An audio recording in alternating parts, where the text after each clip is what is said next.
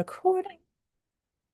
There we go. So that anybody else that wants access to this afterwards can get access. All right, beautiful ladies. I hope everybody is doing so well. I am so excited to host this masterclass. When I was thinking of what I want to teach next, just admit you back in. When I was thinking about what it is that I want to teach the women in my world next, this topic kept coming up over and over again. And it is semi-advanced.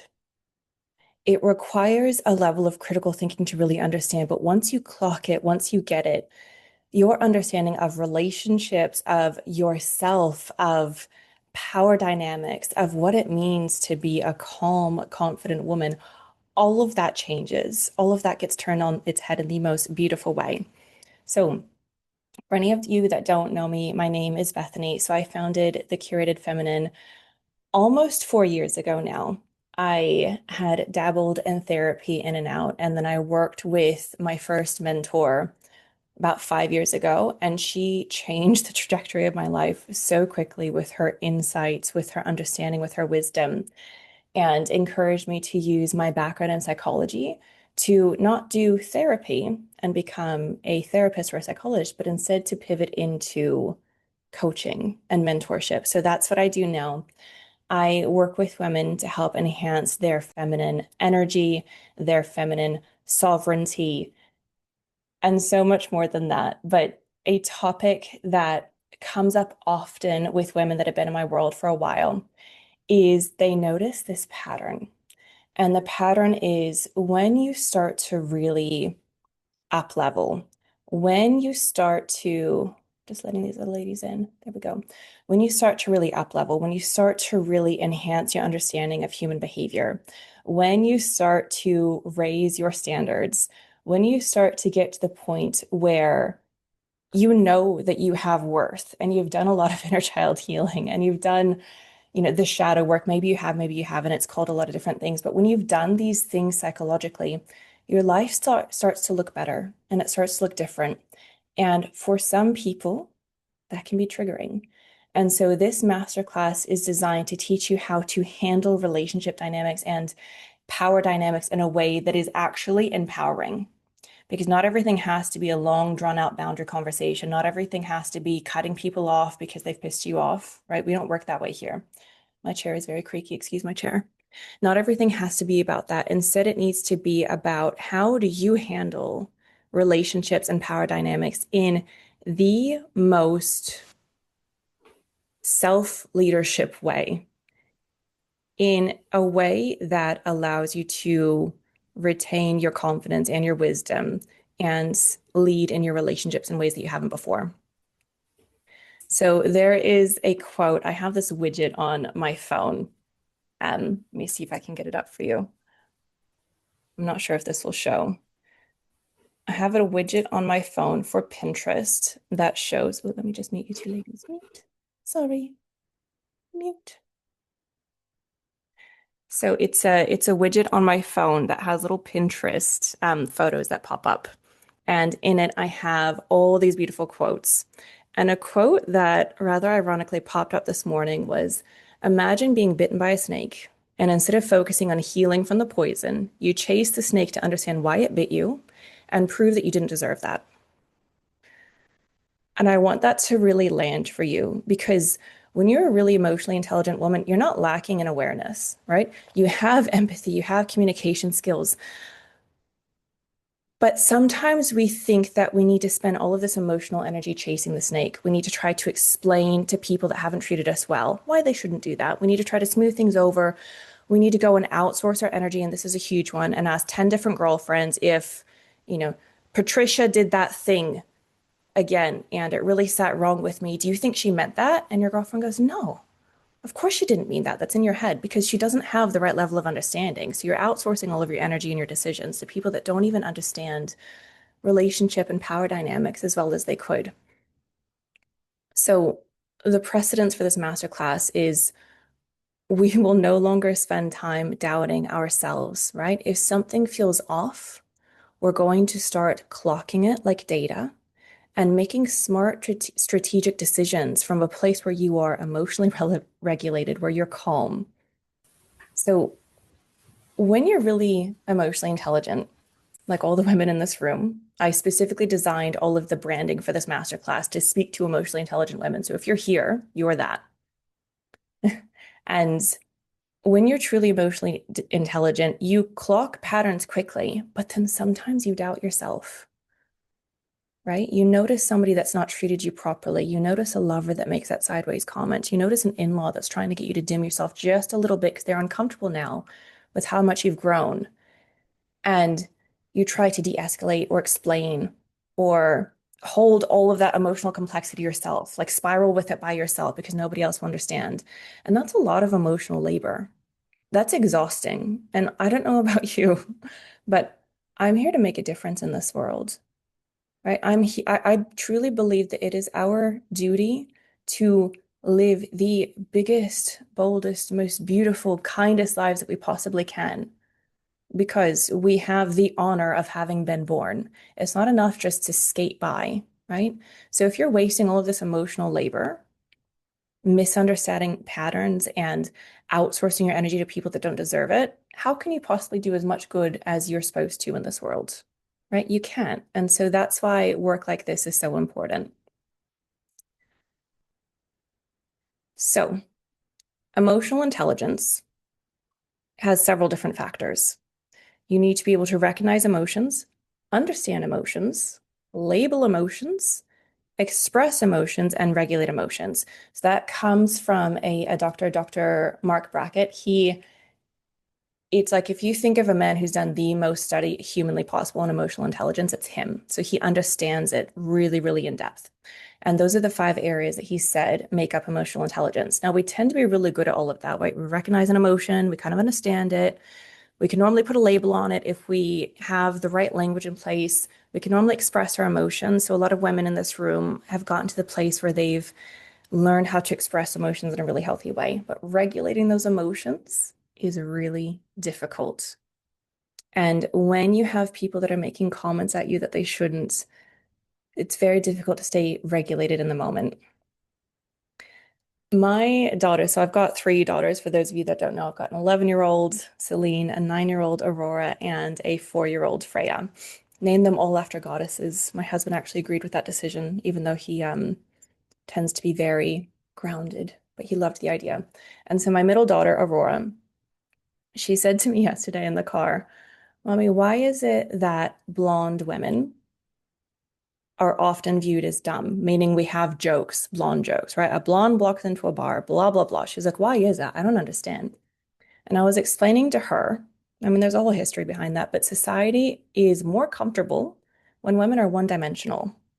I mean, people in general, but especially women, because we tend to be so insanely, beautifully complex, right? So in society, we tend to view women as you can be beautiful or intelligent, right? But both, like that's a bit much. Are you sure you can be both? You can be maternal or you can be successful at work. But I don't know how to make both of those integrate. You can be sensual or respectable, but you can't be both. If you're a sensual woman, it's very difficult to respect you, right? You can be powerful or you can be likable. So we tend to put people and especially women into these categories: Madonna or whore, smart or pretty, nurturing or ambitious. And so the reason, and I explained a little bit of this to her, I just made it appropriate for a 9-year-old, but the reason we tend to view quote unquote blondes as not as smart is because when you are doing things like maintaining your appearance and investing in yourself, right? Because blonde hair, I was blonde years ago, a lot of maintenance, right? And this has nothing to do with being blonde generally, but a woman who puts effort into her appearance, who truly takes care of herself, like who gives a damn about how she looks, she instantly becomes more beautiful because she's taking care of herself and investing in herself. It gives you this beautiful glow, right? And so people have a lot of trouble understanding that you can be beautiful and take care of yourself and also be intelligent. And so when you just admit Karen as well. So when you spend this time becoming, let me just mute you, Karen. Mute. So when you spend all of this time working on yourself, when you spend this time integrating different parts of yourself, it can be really triggering to people who haven't learned how to do that, right? How many women do you know that it's like they have kids and all of a sudden they're like, I am a mother now, and that is all I am? Or women that are like boss babes, but they have a lot of trouble integrating other parts of themselves. And it's because society's kind of put us in these boxes everywhere, right? So when you're a woman who does work similar to what we do in my world, where you start to integrate the different parts of yourself and understand that you are beautiful and complex and emotional and intelligent and wise, and also you have rage, and also you're a sensual and sexual creature, right? When you start to realize you are all of these things at once, that can be very triggering for people who haven't learned that lesson. And so women in my world in particular tend to really struggle with this. They get to the point where they're like, okay, I've done all of this work. I'm so proud of who I am. I know my worth. And also, some people are starting to treat me like crap. What do I do about it? They're starting to treat me differently than they have in the past. So these are the really subtle shifts that you'll start to notice, right? So it's the in-laws that all of a sudden expect you to dim yourself so that you don't outgrow their family dynamic, right? Oh, she's making a lot of money now, and now she's really taking care of herself, and now, oh, she's sensual. We don't allow that in our family. And oh, she's really intelligent. She says these smart things that I don't quite understand. Let me just dim her a little bit. Let me just make that little comment because we don't want her to outgrow anything, right? Or it's the friend who suddenly starts copying you or making little comments disguised as jokes. Women in particular are very good at this, right? I teach a lot about masculine versus feminine dynamics in that in my world. Men will punch each other in the face and then move on when they're irritated. They get it out really quickly, or they'll say the aggressive thing and kind of, snort, look at each other. Then they move on. This is how men tend to work. Women are very, very cunning, right? Super intelligent in the way that we do things. And so women who make those little cutting remarks at you, it is so hard to clock what they actually mean. And it's very difficult to call out. It's so subtle. I had a family member last month. We were supposed to go away on a hotel trip together and we couldn't. And she made it very clear that her and her family were going to spend most of the time in the hotel room. And I said, well, maybe let's just do it another time then, right? If your family's going to be in the hotel room, we're not going to see each other very much. We'll do like a family staycation another time. And she looked at me and went, oh, yeah, and you probably want a nicer hotel because you just do things for the Facebook photos, right? And then she laughed and moved on. Very subtle comment. How on earth do you call that out, right? But it's meant to make like a little cutting remark. It is very snaky. It's very, I strike and I slither away. It's difficult to call out in the moment. So I'm going to teach you what to actually do with comments like that. Other things that you'll start to face is the colleague who very subtly undermines you once she realizes your confidence is actually stable, right? Or it's the lover. It could be a husband or a boyfriend who becomes, yes, Trinity, who becomes intimidated by your expansion, right? So he makes these little remarks and you've got to clock it quickly and you've got to trust yourself. So what I want you to start viewing this as is you've got moments and then you've got patterns. I want you to start viewing your relationships like a scientist. I want you to start viewing yourself like a hot scientist in a white lab coat and Louboutin heels who is clocking patterns, okay? Because a moment could be they had a bad day, it was a misfire, it was a clumsy comment, they didn't actually quite mean that. That could all be true. But when you start to clock a pattern, that's when you need to start making decisions about who gets access to you versus who doesn't, right?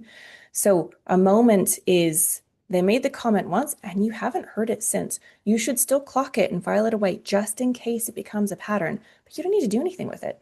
You don't need to set a boundary. You don't need to go weird and cold. You don't need to go psychoanalyze it with 10 different people, but you should clock the moment, right? It becomes a pattern when it's the repeated subtle digs, right? When there's boundary testing, when there's power plays disguised as concern. Are you taking on too much? Are you sure you want to do all of that? Oh, I had a cousin who did all of that and it failed. Are you sure? Right? Disguised as concern. Or it's jokes that are always at your expense, like the Facebook photo joke. right? Oh, you only do things for the Facebook photos. That was a joke at my expense. It's only meant to be funny if you're laughing at me, right? So you want to clock the behavior once it becomes a pattern. So I'll give you an example of how to start handling this. Just give me, oh, I need to adjust myself in my chair. I went to the beach yesterday. I'm from Texas originally. I've lived in Australia for years, and I always get sunburnt on one part of my body, which is really bad because Australia has some of the worst UV rays that you can imagine. And I always burned something. I burnt the back of my legs and my bum, as you do, because I was in a bikini. And it really hurts when I move my leather chair. So, what you want to start doing is clocking the pattern, right? And then you start to remove your energy, not necessarily your body. So, if you have a colleague who makes that rude comment at work, you want to instantly remove emotion from your face, right? Because people that do this, they're looking for that little dopamine high, that little like, ooh, I made Bethany uncomfortable, right? Ooh, Ileana didn't like that. Ooh, Trinity looks a little bit upset. Let's try that again later. So once you've clocked that you do this often, keep the emotion off of your face. You can do that by relaxing your eyes, do a slow exhale through your nose, pinch your palm. This is a good way to ground and regulate yourself. That itty bitty bit of pain. It's very subtle. Nobody can see you doing it. You can do it under the table, behind your back, whatever, but it brings you back into your body. So that's how you stay calm. And then you can just say, interesting, right? They made the rude comment, interesting, anyway, and then move on. Or don't say anything at all. Just keep your face completely blank, like they said nothing, because they did say nothing because they're being rude. And rudeness is nothing to you. You don't have time for it. You're a busy woman, right? And so when you start to track things as data, when you learn how to stay calm in the moment, when you learn how to actually trust yourself, you start to notice who deserves your energy versus who doesn't. And I'll give you a couple of examples as to why this is so important and what it looks like in real life. So we often encounter the same situations over and over again until we learn how to handle it, right? If you keep having people making snide remarks at you, if you keep attracting people with narcissistic traits, people who don't treat you very well, then there's something you haven't quite alchemized yet. Painful but true, right? I attracted several narcissistic bosses, and there's a big difference between an actual narcissist and somebody with narcissistic traits. So we all have narcissistic traits to some degree. All of us, doesn't matter how beautiful, how kind you are, all of us have narcissistic traits to some degree. None of us are actually monks, right? Even monks have narcissistic traits. But an actual narcissist has to tick several different boxes to get there. So I worked for two actual bona fide narcissists years ago. One, and I do recruitment by day for those that don't know. So I do coaching by night, recruitment by day. I worked for a boss who told me that I shouldn't be in recruitment at all, that I would never make it, that I would fail. And he pulled me aside and said this while patting my hand, like he was being really kind, but he wasn't. He was trying to knock me down. And then years later, he left the recruitment industry. He literally moved countries because he couldn't succeed. And now, years later, I'm thriving in recruitment. I'm breaking company records. I'm doing well because I work really, really hard for it, right? Because I'm determined to do well in it, because I'm determined to thrive in it, because I have mastered the art of feminine energy. And that's really helpful when you're in something like sales, which is what recruitment is. I had another one who loved me until I grew a spine. And this is very common with very narcissistic people. So they love to make comments at you because they like the emotional reaction that you give. But the second you stop giving it, they don't know what to do. And it sucks all the fun out of it. So I was his right-hand woman for everything. I helped him to build his recruitment company. And then I stopped responding to the digs. I started putting very firm boundaries in place. I stopped taking him to meetings with me because I realized I'm better on those meetings by myself and I'm more professional. So sometimes he would embarrass me a bit. And and so when I started doing these things, admit, I did set my settings so that everybody can get in automatically, but it didn't work. So when you start doing things like clocking their patterns and setting boundaries and removing your energy. Very narcissistic people don't like it. So at one point, he had me in an Uber on the way to a client meeting that I did have to take him to, and he was literally yelling in my ear about how angry he was that I wasn't his right-hand woman anymore. And I resigned the next day because you don't treat me that way. I didn't even respond. I just said, I'll speak to you when you're calm, which pissed him off more, right?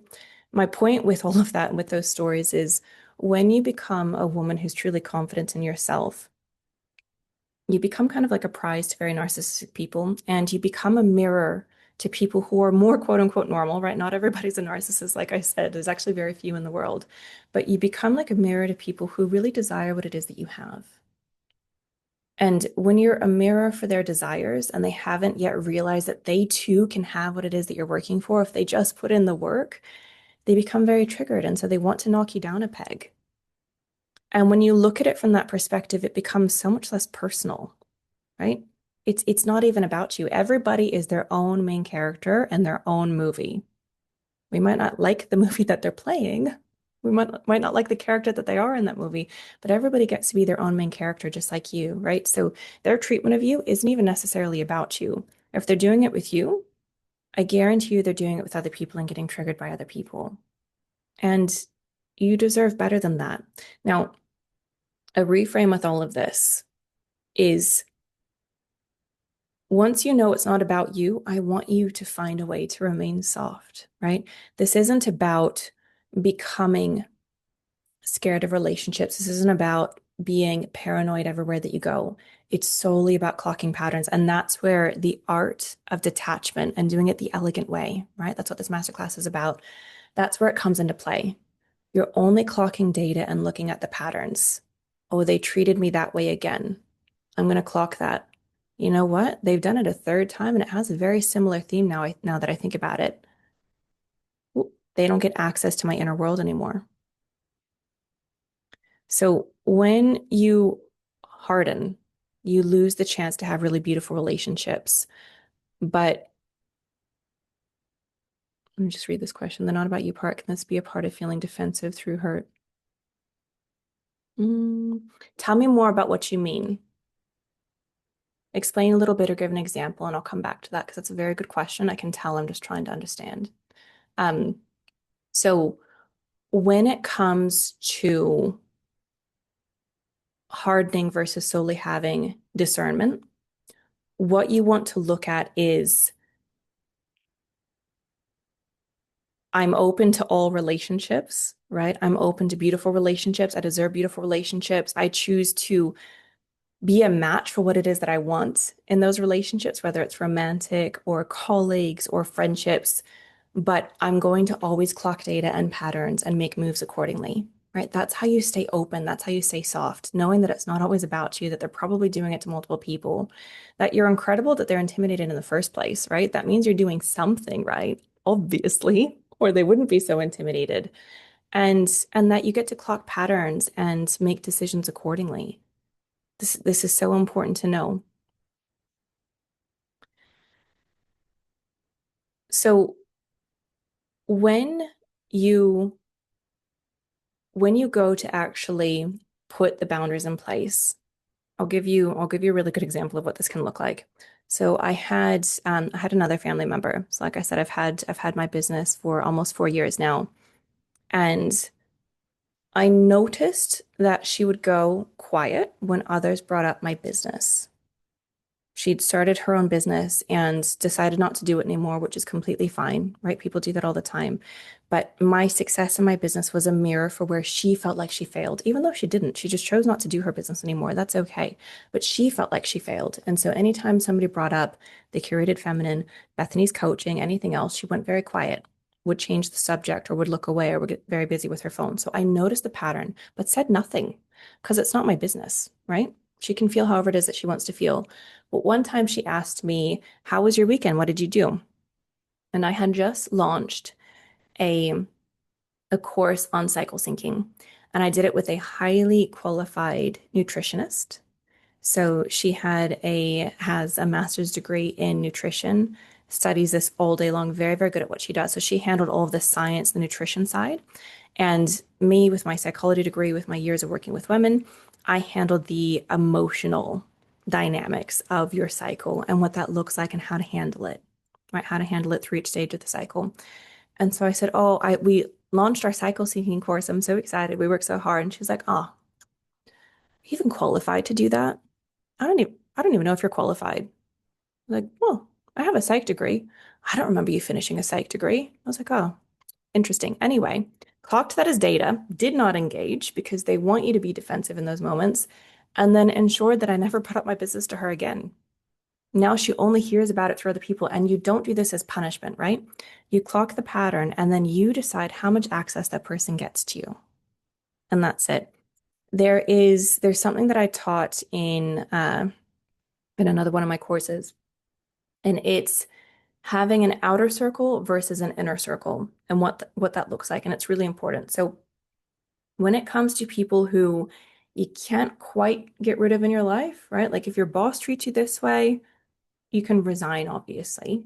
In fact, I suggest you resign if you have a boss this way, but let's say a colleague treats you this way, right? You can't really get rid of your colleague. You can't fire them, but you can clock the pattern and keep them firmly in your outer circle.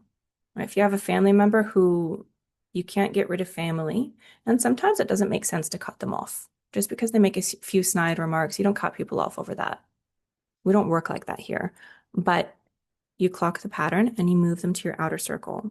So people can stay in your life who are this way. If it's too difficult to get rid of them, they can stay in your life, but you keep them firmly in your outer circle. They get hi, bye, how are you? They get pleasantries, but they don't get to see your inner workings. You don't share beautiful parts of yourself with them because they will try to knock it down because they're jealous.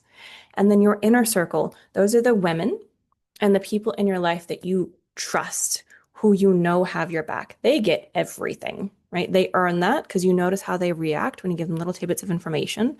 That's why there's almost like this dating phase when you're making new friends. There's almost like this little like, oh, I'll reach out a bit, and then you reach out a bit, and I'll tell you this little emotional story and see how you react. We test each other. This is a very natural human thing to do. And once people have really earned your trust, they get it all, right? And that's again, that's part of that softness.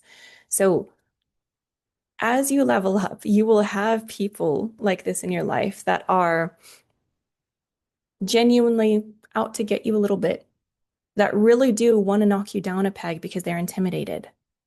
But the cure to that, the way that you handle that is to notice the patterns and very closely manage how much energy they get from you. So before I move on, if anybody has any questions, please feel free to drop it in the chat, or you can come off of mute. You should be able to unmute yourself and you can ask it if it's easier to actually say. Now I'm just going to read this one.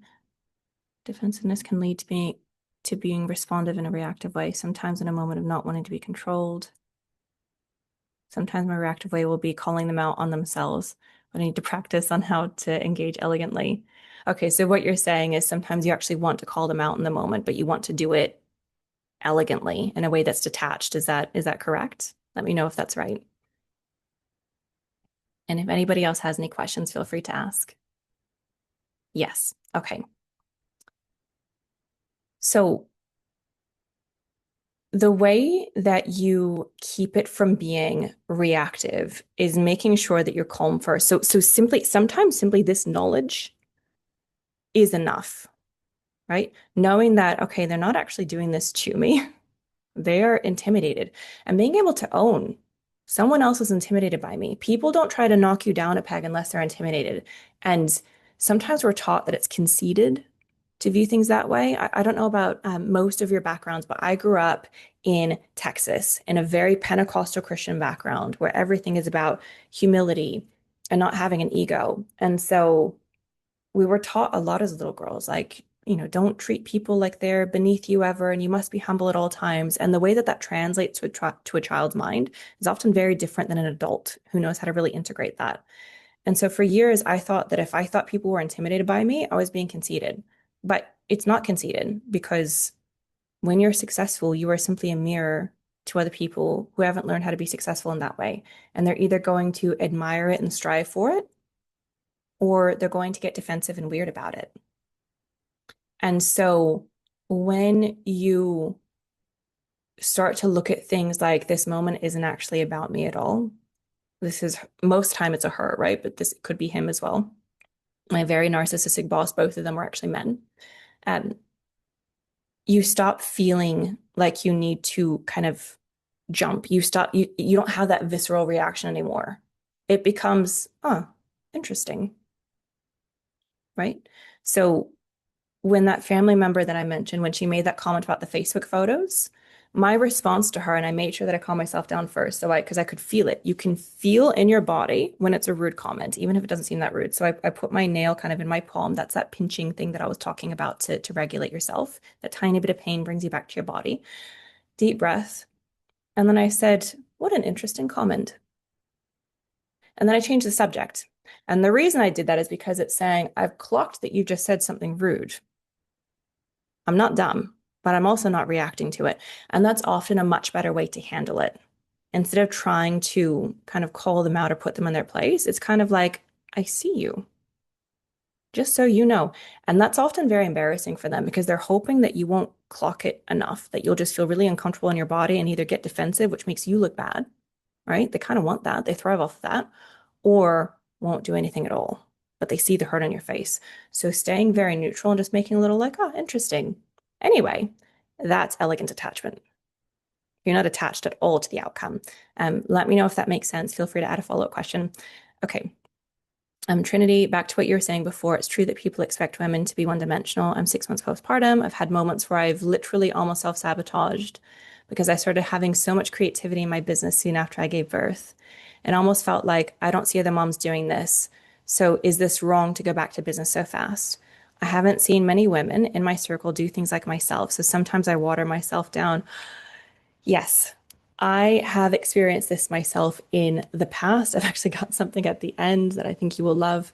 Um, but yes, this is very common. I actually put, and this is a bit of a side note, but on my vision board last year, so I do a very thorough vision board every year. I started doing it a few years ago. My God, it works. All the experts say it works. It does. And I put on there not just that I wanted to expand my friendship circle, I got super specific. I said, I want a friend who lives close enough to me that I can see her in person often because I wasn't seeing a lot of my girlfriends face to face very often. I was getting frustrating. I'm like, I want walks by the lake. I want sunshine. When I go get cocktails with you, I need a more face to face time. And I specifically put, I want a girlfriend who's a coach because I needed somebody who really understood what it's like. I needed somebody who was really successful. And not too long after I put it on my vision board last year, I attracted not one, but two gorgeous girlfriends like that. So one is actually an accountant, not a coach, but she runs her own business. And sometimes we catch up and it's like, hello, kiss, kiss. And then we're just working on our laptops. So our kids go to tennis together and we'll just start working away and we get it. And she'll be like, oh, like I closed X amount of applications. And I'm like, oh, I closed this deal at work and we celebrate each other. So she gets it, right?